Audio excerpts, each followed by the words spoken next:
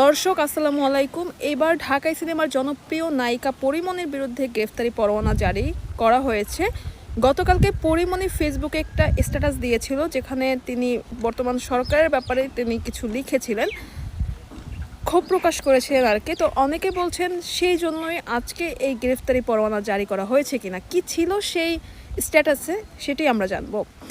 তো গতকাল পরিমাণে লিখেছে, এত চুপ করে থাকা যায় নাকি, পরাধীন মনে হচ্ছে, শিল্পীদের এত বাধা কেন আসবে, ইনসিকিউর ফিল হচ্ছে, এমন স্বাধীন দেশে নিরাপদ নই কেন আমরা। মেহজাবিন পরশি এর আগে এমন হেনস্থার শিকার হয়েছেন। ধর্মের দোহাই দিয়ে কি প্রমাণ করতে চলেছেন তারা,